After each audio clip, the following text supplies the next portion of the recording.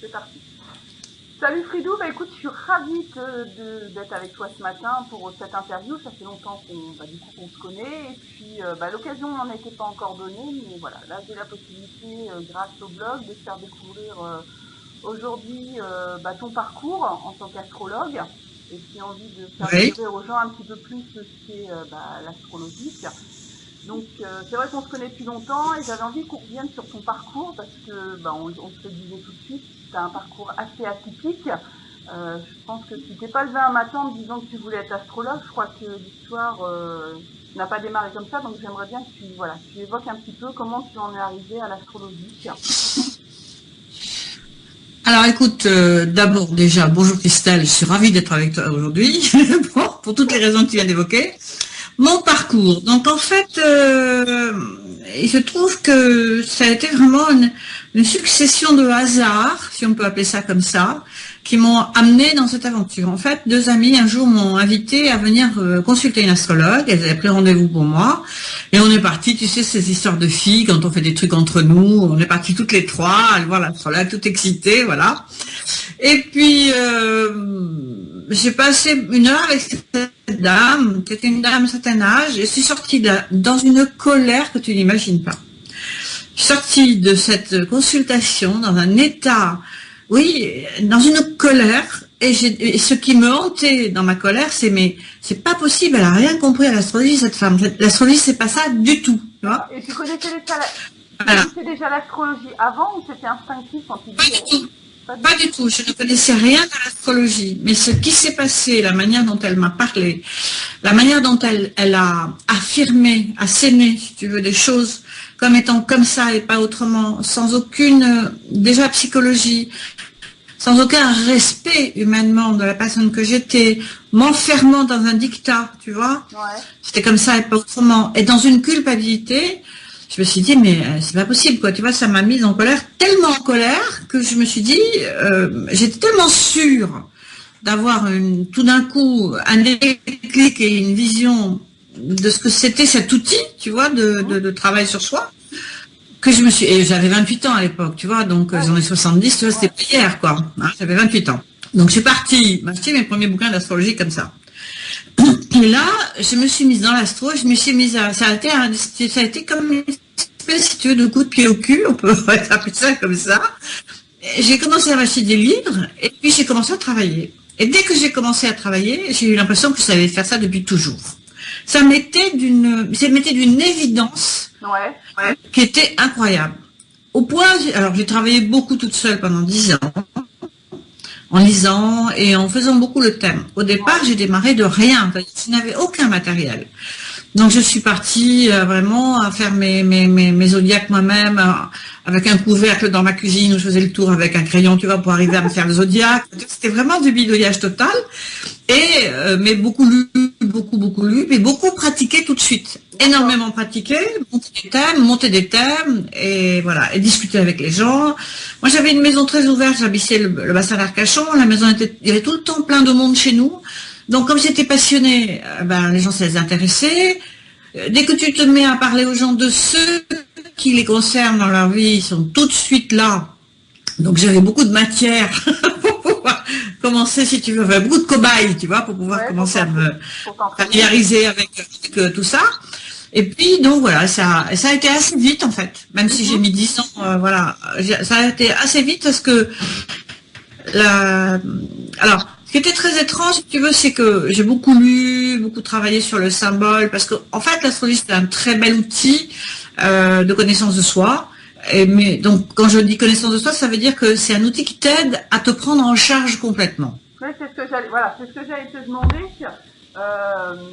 Est-ce qu'on peut dire que l'astrologie, c'est vraiment l'aider à l'école de la responsabilité de soi, de la liberté même de devenir soi, c'est plus vraiment une découverte de soi au final. C'est pas un outil simplement comme des fois ça peut être vu, il va se passer ça aujourd'hui, c'est plus profond que ça au final.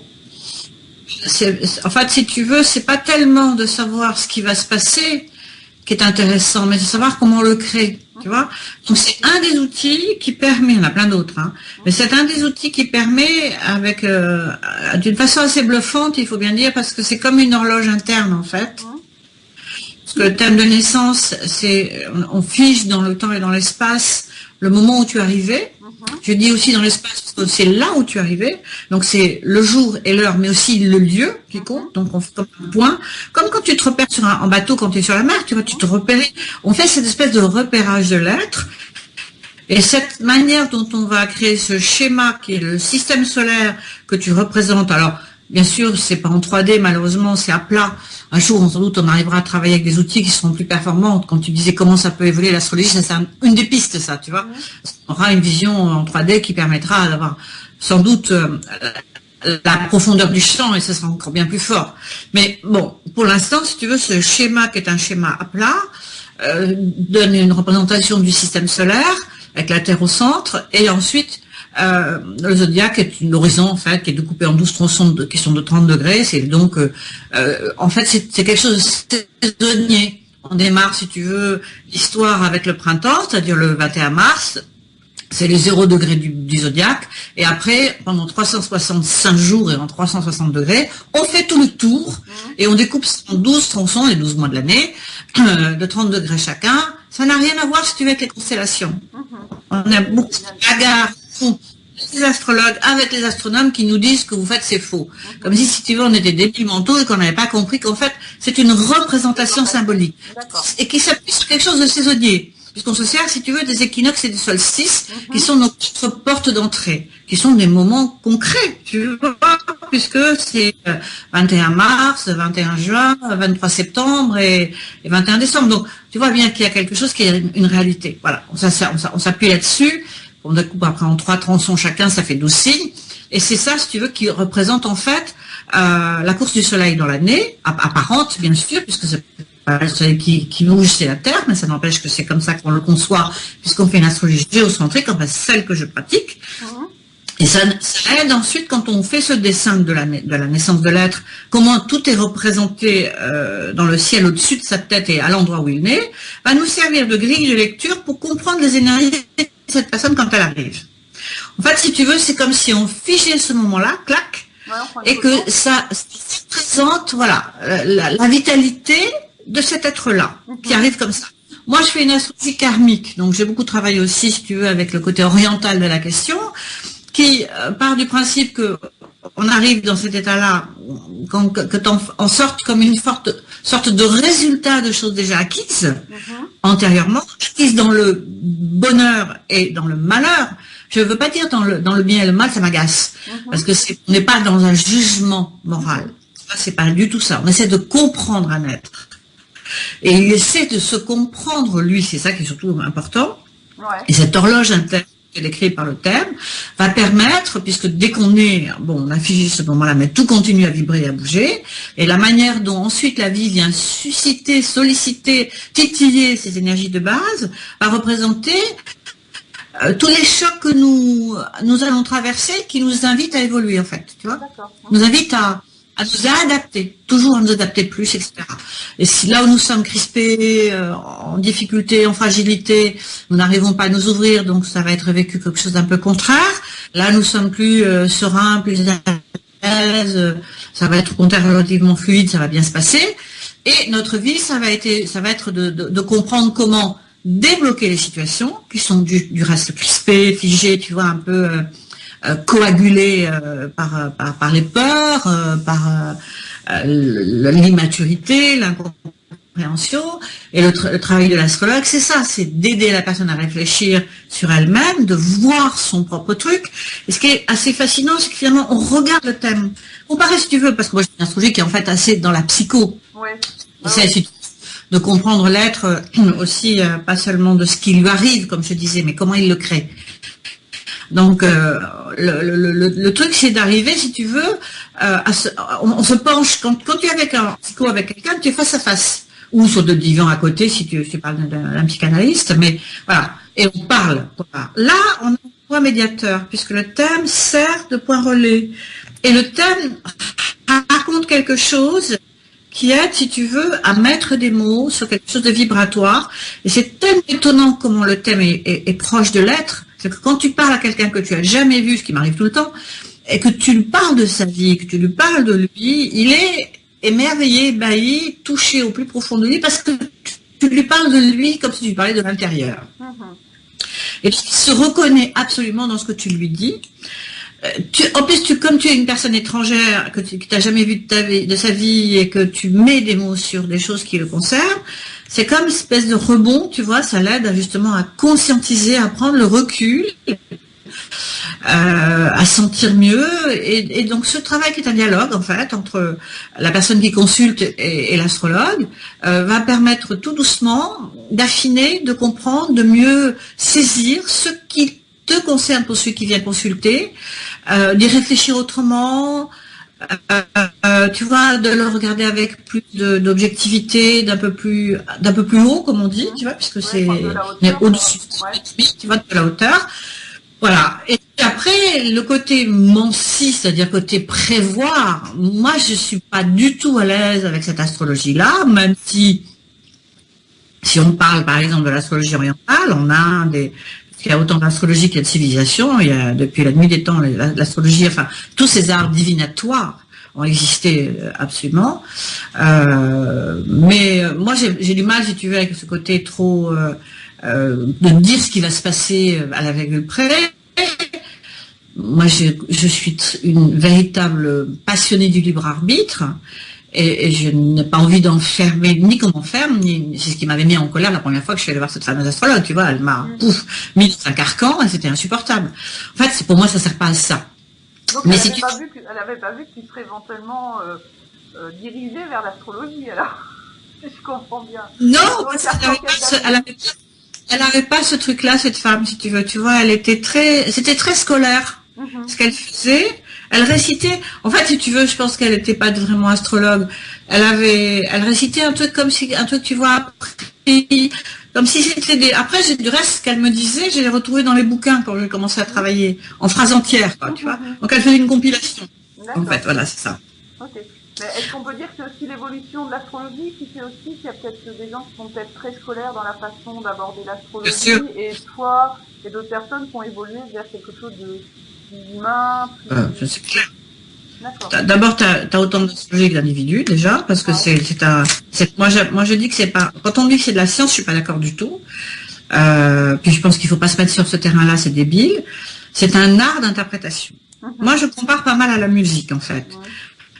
Le thème, c'est comme une grille de lecture. Quand tu sais lire la musique, tu prends un thème musical, une partition musicale, et tu vas être même capable de la chanter a cappella, tu vois, à voix comme ça, tu connaîtras les notes, etc. En fait, l'astrologie, c'est un peu ça. Tu lis des symboles.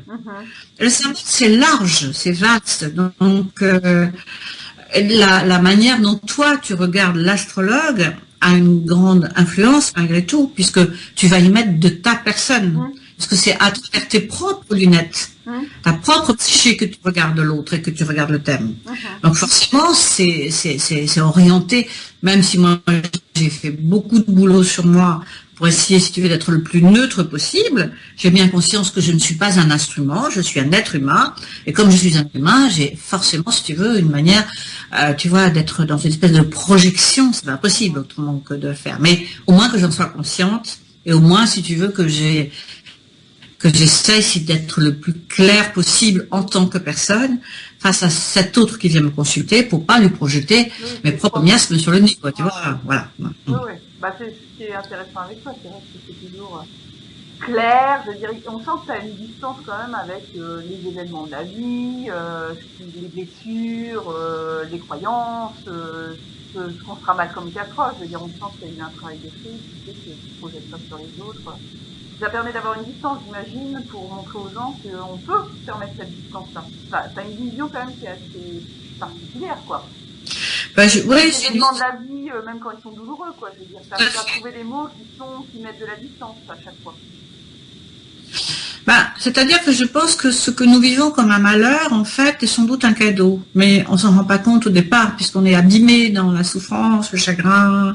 Tu vois, c'est pesant, tu vois, on est plombé. Et moi, j'essaye de faire la petite lumière au bout du tunnel pour dire, bon, cette souffrance, elle est là, mais elle va se placer dans quelque chose de plus vaste. Tu vois, et je pense que le rôle de l'astrologue, c'est ça, en fait. C'est-à-dire c'est d'essayer d'aider les êtres, quels qu'ils soient, à considérer leur vie non pas comme une charge, mais comme un véritable cadeau qui leur a été offert en possibilité d'expression, et justement de liberté possible. Alors liberté, si tu veux, bien sûr, on va y mettre des guillemets, hein, parce que la liberté, il ne s'agit pas de faire n'importe comment et n'importe quoi, n'importe qui, c'est pas de ça dont on parle.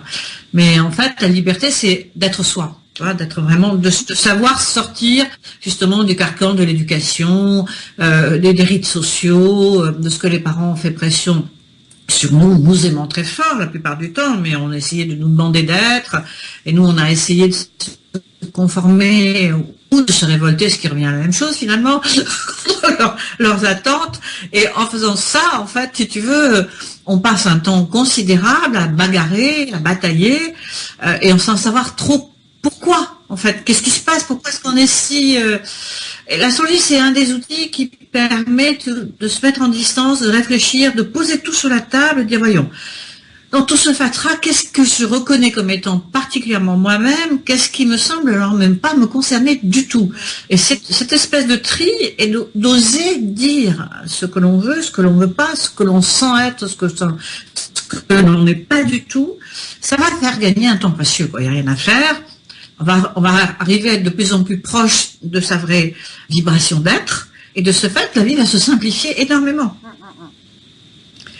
C'est ça. Alors après, si tu peux dire l'avenir, moi ce que je vais t'expliquer tout à l'heure, les Orientaux font une astrologie lunaire, et nous les Occidentaux, on fait une astrologie solaire. Le soleil, c'est le symbole de l'ego. Moi. Tu vois, et nous, les Occidentaux, on est dans cette obsession de notre paraître, de notre personne, de l'importance de notre personne, etc., etc. Voilà. Et donc, on tente tous, si tu veux, pour se réaliser en tant qu'ego, pour ensuite dépasser l'ego, bien sûr.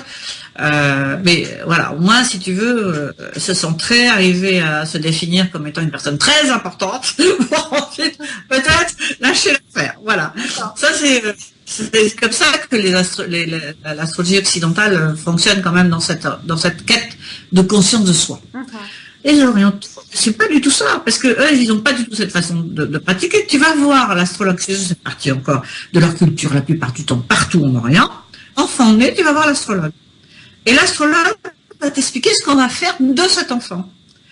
Alors, on va le marier à 13 ans, on va l'envoyer dans une lamasserie, on va lui faire ceci, on va lui faire cela, tu vois. En fait, on va essayer de faire que cette pièce de puzzle, cet individu-là, s'inscrive dans l'ensemble. D'accord. Ça, c'est l'idée lunaire. Donc, c'est le principe de l'utilité de l'être dans un tout, prenant cette place qui est déjà définie, en fait, tu vois, prédéterminée, et clac, on va le mettre là. Voilà. Cherche comment le mettre au bon endroit pour que ça fasse sens dans l'ensemble. Voilà. C'est très très très différent comme manière de pratiquer, tu vois.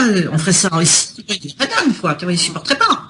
C'est une autre manière d'aborder ça. Et avec ce principe de faire de l'astrologie comme ça en Orient, ils ont pour habitude, en plus, si tu veux, d'essayer de comprendre le sens de la vie dans l'événementiel. Donc ils veulent comprendre les actes. Donc on est sur quelque chose de très très différent, assez finalement horizontal, alors que nous on fait une astrologie très verticale. Tu vois, on cherche une espèce de sens pour se placer aussi dans cette idée de très très spirituel. Eux ils sont dans une croyance où ils cherchent plus, si tu veux, à courber les chines et à se mettre avec, dans une espèce de don inconditionnel d'eux-mêmes à l'ensemble, tu vois. Donc, et c'est intéressant parce que dans les deux façons de pratiquer, on trouve des choses. Je pense que maintenant, c'est pas pour rien que les Orientaux viennent beaucoup chercher des choses en Occident, et que nous, les Occidentaux, on va aller vers l'Orient avec le bouddhisme et tout ça, et l'hindouisme et tout, chercher dans ces pratiques-là quelque chose qui est façon aussi peut-être, tu vois, de dégonfler l'ego, quoi. Ouais, donc ça évolue tout le temps, quoi, si je comprends bien. Ça évolue tout le temps. Et alors, je disais, il y a autant d'astrologie qu'il y a des civilisations, et ça commence en fait en Mésopotamie, l'astrologie, tu vois, même avant les Égyptiens, quoi, tu vois, c'est très très ancien. Et les premières, ce qu'ils appelaient les zigguras, des premières pyramides qui étaient des pyramides tronquées avec 7 étages, et le bassin du haut, enfin la dernière étage qui était plat, c'était un grand bassin. Et donc, ils avaient quadrillé ce bassin d'eau, et c'est en regardant se refléter les planètes et la nuit qui passaient dans le bassin d'eau qu'ils arrivaient à savoir, à faire les cycles de ces planètes-là. Ils étaient excessivement précis, hein. Ils avaient réussi à une grande précision sur les mécanismes célestes, enfin du système solaire, c'était très étonnant.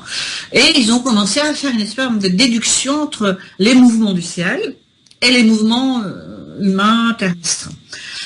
Il faut bien comprendre qu'on était aussi dans sans doute beaucoup plus d'osmose et d'intuition et d'inspiration, puisque je pense qu'il y a quelque chose de très chamanique qui existait à ces périodes-là où les êtres étaient collés à la nature.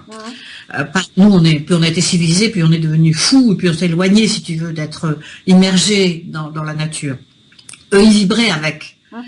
Donc, je pense qu'ils étaient d'autant plus intuitifs de ce qu'ils regardaient que ça vibrait en eux aussi, quoi. Tu vois, il y avait quelque chose qui était assez, plus on s'est civilisé, plus on a essayé de comprendre, plus la science s'est développée.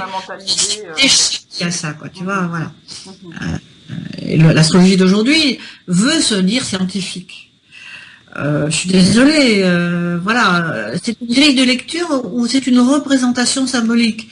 Qu'est-ce que tu veux faire de scientifique avec ça? Parce que quand tu montes un thème astrologique, même si effectivement tu te sers des éphémérides qui ont été créées par la NASA la plupart du temps, qui sont vraiment les vrais mouvements planétaires, etc., ce que tu représentes sur ton dessin, c'est une représentation, ça n'a rien à voir avec la réalité tangible. Voilà. Donc, tu comprends? Donc on ne peut pas imaginer faire de ça une science.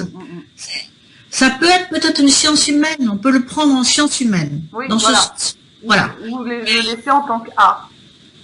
Oui. Quand on te dit, par exemple, Mars est en bélier, en ce moment, c'est pas vrai. C'est une représentation vue de la Terre et avec ce décodage, si tu veux, du 360 degrés du cercle qui sont découpés en 12 tronçons. Donc c'est plus, si tu veux, oui, comme une forme, je dirais, de rituel que nous avons créé pour essayer de comprendre. Alors, c'est époustouflant comme c'est juste, hein, parce que moi qui pratique ça, donc j'ai 70 ans maintenant, j'ai commencé à 28 ans, tu vois, ça fait un moment que je suis sur la question. J'ai travaillé beaucoup toute seule au départ, une dizaine d'années où j'ai appris. Puis après, j'ai été travailler avec des gens, et puis j'ai travaillé avec beaucoup de maîtres, qu'on appelle des maîtres, dans des orientaux, que tu vois, parce que j'avais besoin, moi, de me confronter, comme je suis très indépendante, que je ne peux pas faire partie d'une chapelle, parce que j'ai horreur de ça. Pas qu'on me donne un message tout prêt que je vais gober et que je vais resituer, c'est pas possible. Non, ça